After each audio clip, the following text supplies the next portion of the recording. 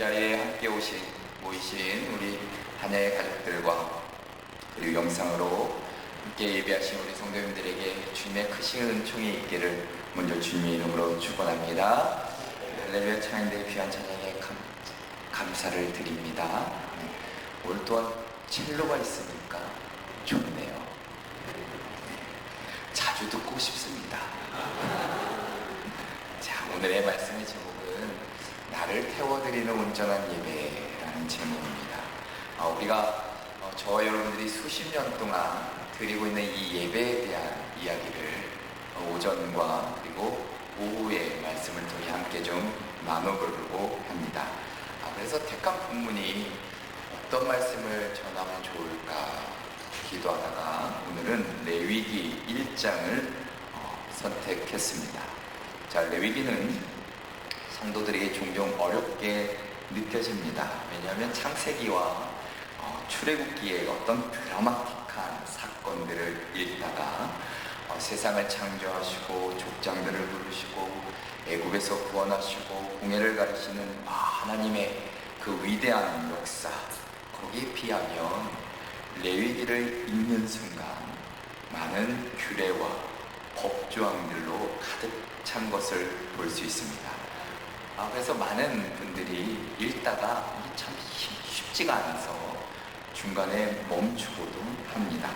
그런데 사실 레위기는 하나님과의 관계를 어떻게 온전히 유지할 것인가를 보여주는 말씀입니다. 구원의 하나님께서 당신의 백성들과 함께 거하시기 위해 죄인된 인간이 거룩하신 하나님 앞에 나아갈 수 있는 길을 보여주는 책이 바로 이 레위기입니다. 자, 근데 그 시작이 바로 오늘 말씀의 번제입니다. 번제는 단순히 여러 제사 중에 하나가 아니라 가장 기본이고 근본이 되는 제사입니다. 우리가 잘 아는 대로 제물 전체를 불살라 드림으로 인간이 하나님께 나아가는 방식의 원리를 가르쳐 주기 때문입니다. 자, 오늘 본문 1절의 말씀을 먼저 눈으로 보시면 좋을 것 같은데, 자, 1절의 말씀은 여호와께서 회막에서 모세를 부르시고 그에게 말씀하여 이르시되라고 시작합니다. 자, 여기서 부르다, 하나님께서 모세를 특별히 불러내시는데, 자, 그 불러내시는 공간이 어디냐면 바로 하나님의 임재가 있는 그 공간입니다. 그 공간으로 지금 초청하신 것이죠.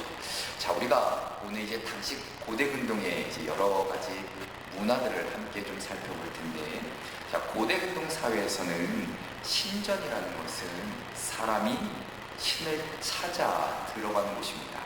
사람이 찾는 곳이 가야 되는 곳인데, 자, 근데 레위기에 하나님은 사람을 먼저 부르십니다. 자, 이게 고대 근동의 신과 하나님과의 큰 차이점이죠. 자, 하나님이 먼저 나를 부르신다.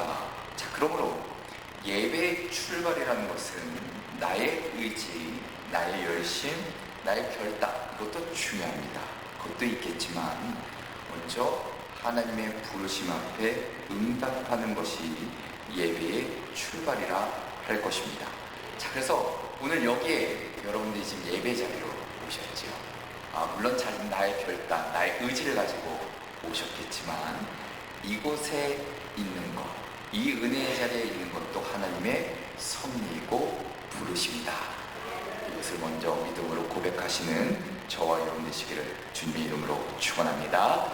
자, 그래서 오늘 말씀을 보면, 자, 2절에 보면 하나님이 모세에게 말씀하시며 이스라엘 자손들에게 제물을 가져오라 하십니다. 자, 근데 그 제물이 어떤 것이어야 하는지, 그리고 어떻게 드려져야 하는지를 아주 세밀하게 말씀하시죠. 자, 이것은 하나님께 나아가는 길, 우리가 조금 폭넓게 생각해서 하나님께 예배하러 나아가는 길이 인간이 우리가 생각하는 판단과 기준이 아니라 하나님의 뜻과 그 기준에 맞아야 된다는 것을 먼저 보여줍니다. 자, 오늘 번제를 살펴볼 텐데, 자, 번제의 절차가 있습니다. 자, 본문을 보면 번제는 단순한 형식이 아니라 아주 치밀한 절차가 그 안에 담겨져 있습니다. 자, 흥미로운 것은 이 과정에서 제사자, 그러니까 예배를 드리러 나온 사람, 예물을 드리러 나온 사람과 그리고 제사장의 역할이 명확하게 구분되어 있습니다. 자, 오늘 3절부터 6절의 말씀을 보면, 자, 제사자가 해야 될 일이 있습니다. 우리가 말씀을 보니까 흠없는 수컷을 먼저 준비해야 됩니다. 준비하는 게 시작입니다.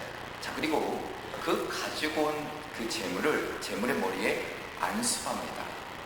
그리고 그 제물을 잡아요. 죽여야 됩니다. 그리고 가죽을 벗기고 각을 뜹니다. 자, 이게 제사자가 해야 될 역할이에요. 자, 그러면 제사장이 해야 될 일은 무엇인가? 제사자가 잡은 제물, 그 제물의 피를 받아서 제단의 사방에 뿌립니다. 자, 그리고 그 각을 뜬 제물을 제단 위에 올려서 불사르죠. 그리고 하나님께서 그 제물을 향기롭게 받으시기를 기도하며 또한 받으시도록 만듭니다. 자, 그러니까 제사자는 그 각을 뜨면서 죄로 인한 참혹한 죽음, 현실을 눈으로 목도하게 됩니다. 자기 손으로 제물을 죽이고 가죽을 벗기고 각을 뜨며 경험하게 됩니다. 자, 그리고 제사장은 하나님과의 화해를 중지하는 역할을 하죠.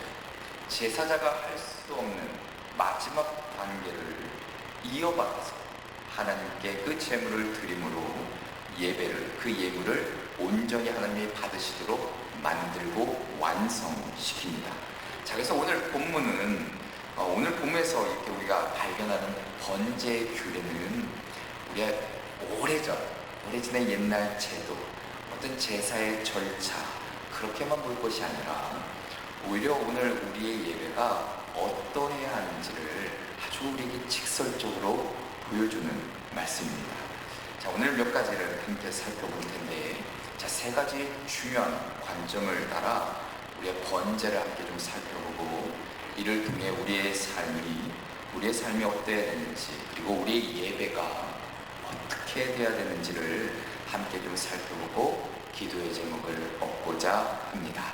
그 첫째, 바로 흠없는 제물로 드리라입니다. 흠없는 제물로 드리라. 자, 오늘 본문 3절의 말씀을 볼 텐데, 자, 3절을 눈으로 따라오시면서 보시면 좋을 것 같습니다. 3절은 이렇게 기록합니다. 그 예물이 소의 번제이면 흠없는 수컷으로 회막문에서 여호와 앞에 기쁘게 받으시도록 드릴지니라 기록합니다. 자, 여기서 우리가 주목해야 될 것은 바로 흠없는 이라는 표현입니다. 자, 히브리어로 타밈이라는 단어를 쓰는데, 이 단어는 모르셔도 됩니다. 외우지 않으셔도 된다는 얘기죠. 네. 자, 이 단어는 단순히 겉으로 상처가 없거나 건강한 제물이다, 이 정도의 의미가 아니라 이 말 안에 담긴 뜻은 완전하고 온전하고 전체가 다 갖추어졌다라는 의미를 담고 있습니다. 자, 그러면 하나님께 드려지는 제물은 겉뿐만이 아니라 속이 다 온전해야 하고, 조금이라도 흠집이 있으면 안 되는 겁니다. 불완전하기 때문에 결코 그 제물을 드려서는 안 되는 것이죠. 자, 그러면 고대 근동에서 그 다른 이방 민족들이 드렸던 제사를 우리가 좀 볼 필요가 있는데, 다른 민족들의 제사는 어떻게 드렸는가 뚜렷하게 구분되는데, 자, 고대 근동 지역에서는 신들에게 제사를 드릴 때 반드시 흠없는 제물을 요구하지 않았습니다. 때로는 병든 가축, 때로는 늙은 가축, 때로는 심지어는 곡물의 찌꺼기, 그런 것들도 제물로 드려졌습니다. 자, 중요한 것은 그 신을, 자신들이 믿고 있는 이방 신을 달래는 것, 이게 목적이에요.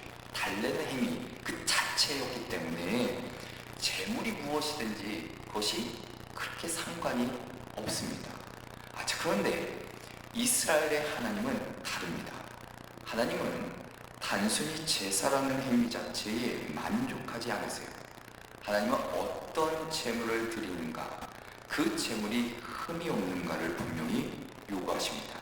자, 왜 그럴까? 그것은 제사를 드리는 자의 마음과 그 태도가 그 재물을 통해 드러나기 때문입니다.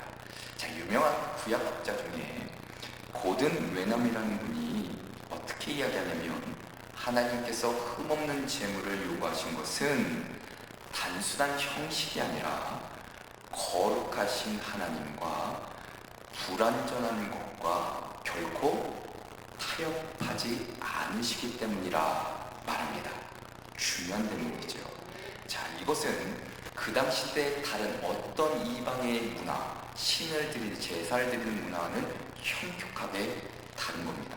자, 그리고 재물의 가치는 곧 드리는 자의 마음을 반영하는데, 자, 결국 재물이 흠이 없다라는 것은 단순히 가축의 상태만을 말하는 것이 아니라 하나님께 드리는 우리의 태도와 마음을 드러낸다라는 것이죠.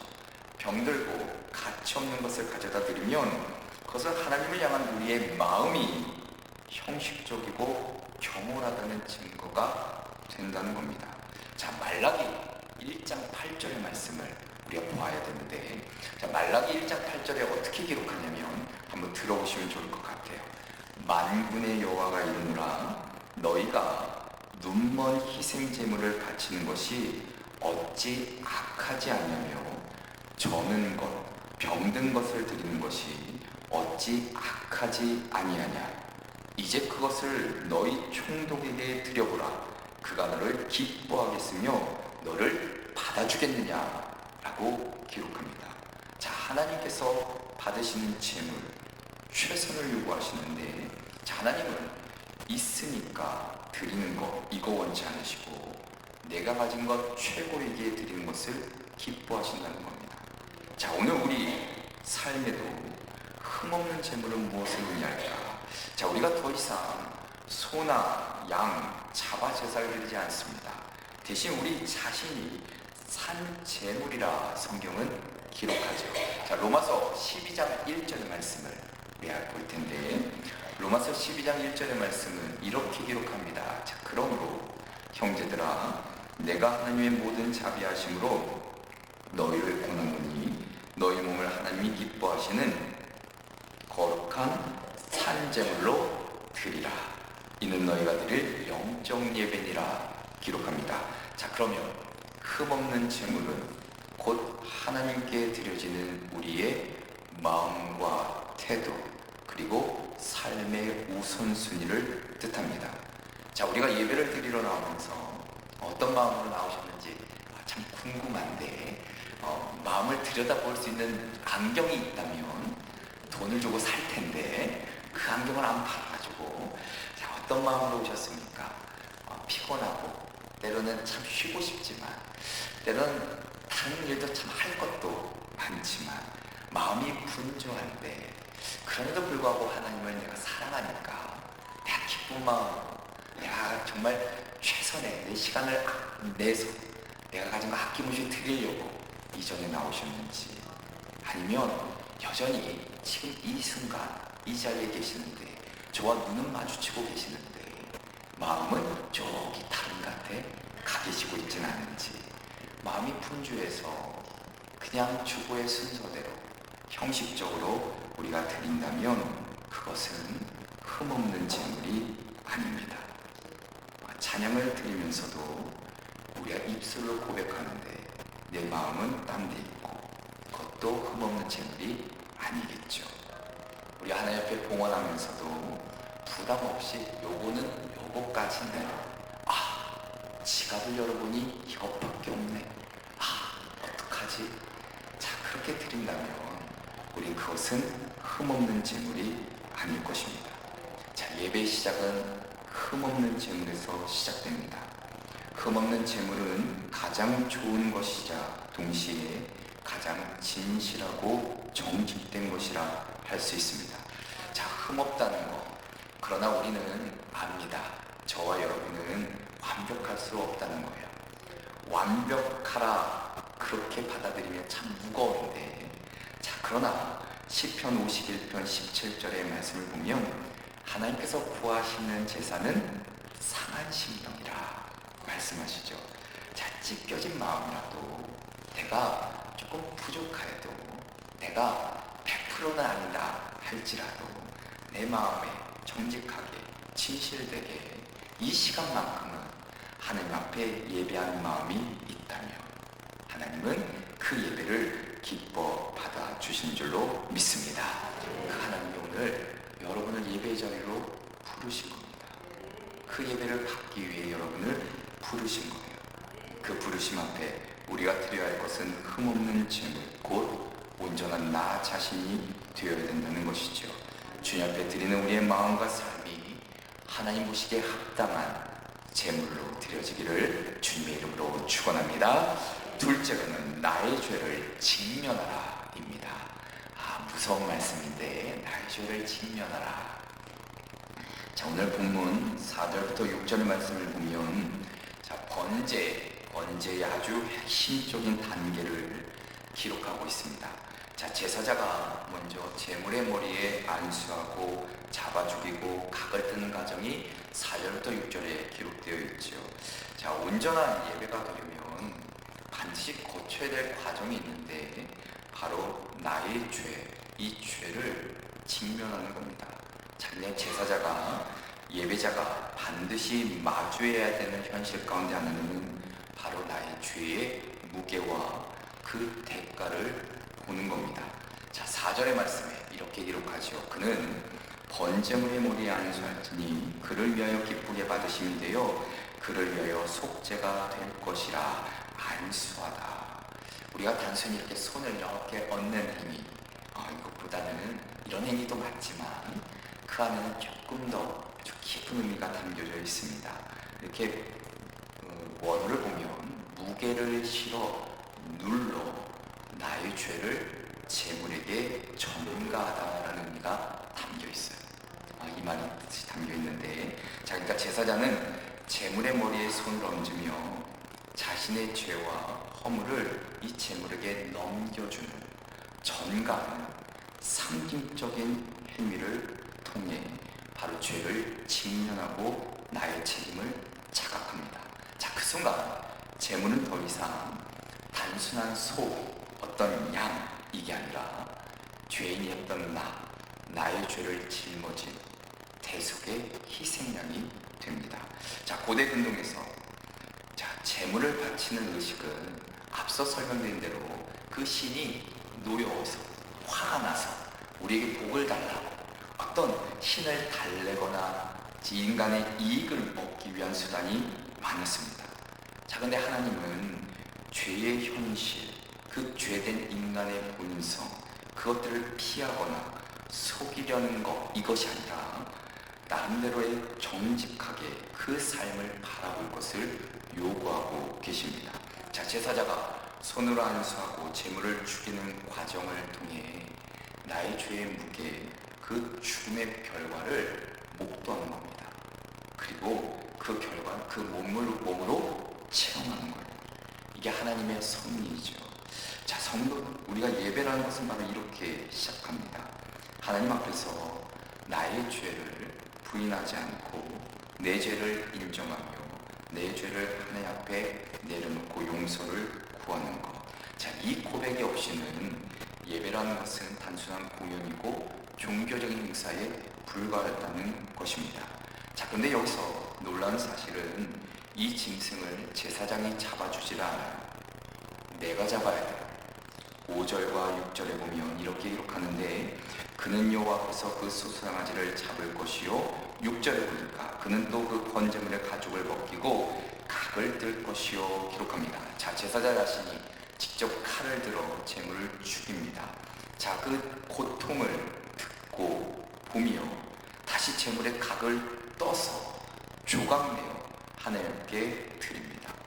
왜 하나님은 이 무거운 일을, 참 두려운 일을 제사장에게 맡기셨을까? 죄의 결과가 얼마나 참혹한지를 외면하지 말고 직접 보라는 겁니다. 죄의 대가가 단순한 말이나 형식적 회개로 끝나서는 안 된다는 거예요. 죽음이라는 가장 끔찍한 결과로 이어진다는 것을 바로 눈으로 보게 합니다. 그리고 깨닫게 하세요. 자, 재물이 숨이 끊어진 소리 들릴 거 아니에요. 피가 땅에 떨어지는 거 볼 거 아닙니까? 각을 뜨며 흘러내리는 그 모습 속에서 제사장은 깨닫게 됩니다. 야, 이게 나의 죄의 결과구나. 내가 죽어야 될 이 자리에서 이 재물이 대신 나를 위해 죽는구나. 자, 하나님은 죄를 값싼 회개로 덮어버리지 않으십니다. 죄는 반드시 죽음이라는 대가를 치르게 하시는데, 자, 그래서 제사장은 재물을 잡으며 자신의 죄가 얼마나 무겁고 비참하고 끔찍한 것인지를 뼈저리게 느끼도록 하시죠. 자, 사랑하는 성도 여러분, 우리가 얼마나 정직하게 나의 죄를 바라보며 직면하며 객관적으로 판단하며 살아가고 계십니까? 자, 많은 경우에 우리는 죄를 가볍게 여길 때도 있고 회개를 형식적인 의식으로 끝낼 때가 있습니다. 자, 그러면 제사자가 직접 재물을 잡지 않는 것과 같습니다. 동일한 거예요. 자, 오늘 우리가 예배 드릴 때도 이 말씀을 붙들어야 합니다. 예배 안에는 죄에 대한 철저한 자각과 경각심이 있어야 된다는 것이죠. 자, 그리고 우리를 위해 참혹한 대가를 치르신 예수 그리스도, 예수님이 짊어지신 십자가를 기억해야 합니다. 자, 앞에 보이시는 십자가, 우리가 늘 바라보는 그 십자가에서 예수님께서는 흠없는 하나님의 어린 양으로서 우리의 죄를 대신 짊어지셨죠. 우리가 죽어야 되는데 대신 죽어주신 겁니다. 자, 재물이 죽어나가는 그 과정을 통해 동일하게 예수님도 살이 찢기고 피가 쏟아지고 모욕과 저주를 받으신 그 장면을 떠올리면 바로 우리가 본문의 그 재물을 잡고 각을 뜨며 직면해야 했던 그 죄의 참혹한 결과를 보여주고 계십니다. 십자가가 바로 그런 거예요. 우리가 직접 체험하지 못한 그 고통과 죽음을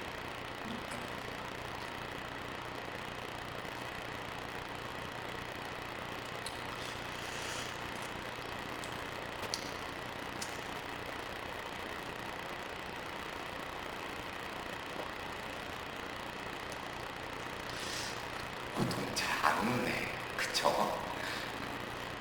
대신 예수님이 겪으신 거죠.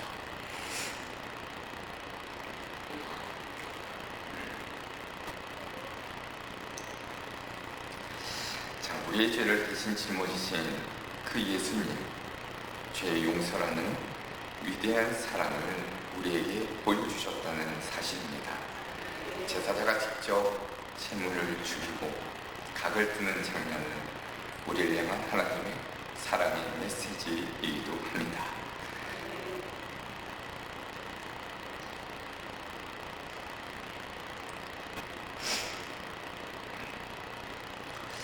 우리의 죄가 크고 무겁지만 오늘 하나님은 우리에게 말씀하고 계시죠.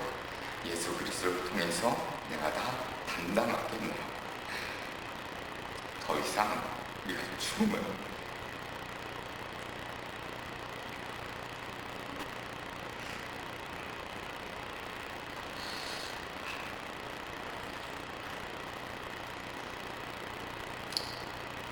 더 이상 우리가 그 죽음을 당하지 않아도 된다는 그 사실 앞에 우리는 한없는 하나님의 사랑을 경험하게 됩니다.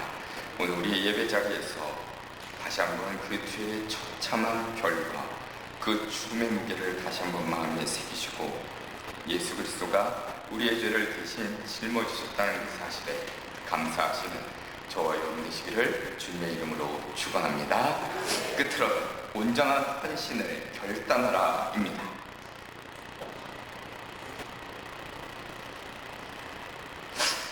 자, 제사자가 흠없는 제물을 준비하고 자신의 죄를 정직하게 직면하는 과정을 우리가 보았는데, 자, 이제 마지막 단계 제사장의 거룩한 손길을 통해 자, 우리의 헌신과 우리의 고백이 어떻게 완성되는지를 보여주고 계십니다.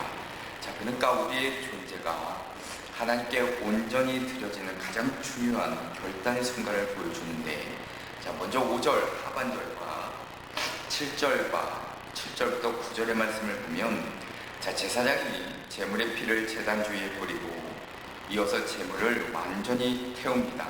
자, 이 두 가지 아주 중요한 행위인데 예배의 아주 중요한 핵심을 담아내고 있습니다. 자, 먼저 보면 5절 하반절을 보시면 아론의 자손 제사장들은 그 피를 가져다가 회막문 앞 제단 사방에 뿌릴 것이며 라고 기록합니다. 자, 뿌려지는 피, 제사장은 제물의 피를 제단 주위에 뿌립니다.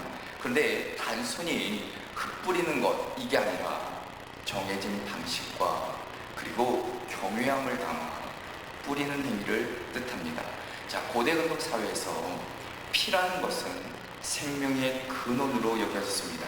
자, 그러니까 제사장의 손에 들린 피는 곧 제사자의 목숨을 대신하는 것이고,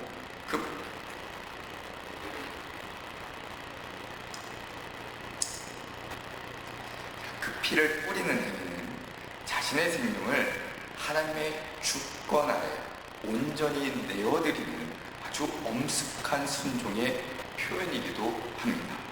그래서 세계 구약학자인 고든 웨남은 그의 주석서에서 이 번제에 쓰인 피라는 것은 하나님을 향한 예배자의 어떤 절대적인 순종과 경외심을 담고 있다 설명합니다.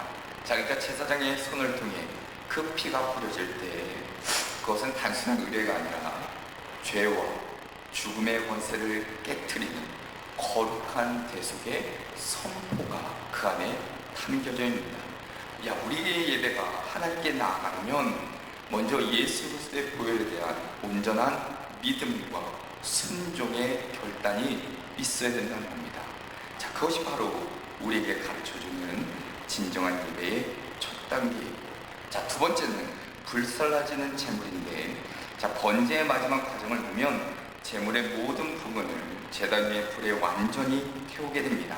자, 7절의 말씀을 보니까 제사장 아론의 자손들은 제단 위에 불을 붙이고 불 위에 나무를 버려놓고, 8절에 아론의 자손 제사장들은 그 뜬 각과 머리와 기름을 제단 위에 불 위에 있는 나무에 버려놓을 것이며, 9절에는 그 내장과 정강이를 물로 씻을 것이요 제사장은 그 전부를 제단 위에서 불살라 번제를 드릴지니 이는 화제라 여호와께 향기로운 냄새니라 기록합니다. 자, 오늘 말씀에 보면 불이 기록되어 있죠. 불을 뜻하는 단어가 있는데, 자, 하나님의 거룩한 임재를 상징하는 바로 이 애쉬라는 단어입니다.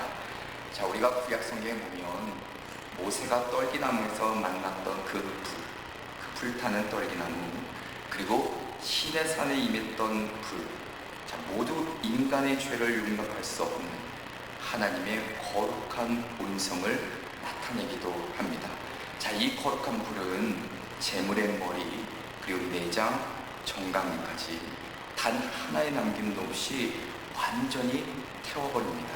자, 예배자의 그 모든 존재가, 그가 드렸던 모든 것들이 하나님께 온전히 드려짐을 상징하죠. 자, 그래서 존 메가더라는 분은 이 완전한 불태움이야말로 하나님이 요구하시는 온전한 헌신이며, 인간의 형식적이고 선택적인 헌신으로는 결코 하나님께 향기로운 예배가 될 수 없다 강조하고 있습니다. 자, 이 말씀은 앞서 계속 말씀드린 대로 우리의 예배가 외적인 모습에 치우쳐서는 안 되는 것이고, 우리의 은밀한 생각과 숨겨진 죄악까지도 바로 하나님의 불에 태워지기를 원하는 그 믿음의 고백과 결단이 우리 가운데 있어야 된다는 것을 말하고 있는 것이죠. 사랑하는 성도 여러분, 구약의 번제는 결국 예수 그리스도의 완전한 속죄를 예표합니다. 예수님은 단 한 번의 희생으로 흠없는 제물이 되셨고, 십자가에서 흘린 그분의 피는 우리의 죄를 영원히 속죄하셨습니다. 우리는 더 이상 짐승을 잡아 피를 뿌릴 필요는 없지요. 그러나 오늘 본문이 보여주는 그 헌신과 불태움은 바로 십자가에서 흘린 그리스도의 피와 완전한 순종으로 성취되었다는 사실을 잊지 않을 때 우리의 예배가, 더 나아가 우리의 삶 자체가 하나님께서 기뻐 받으시는 향기로운 예배가 되어야 된다는 것을 다시 한번 깨닫게 하십니다.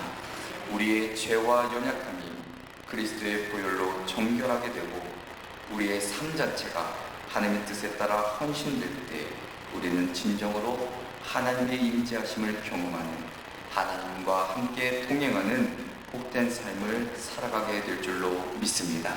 이것이 바로 오늘 레위기 1장의 본제가 우리에게 가르쳐주는 온전한 예배의 모습입니다.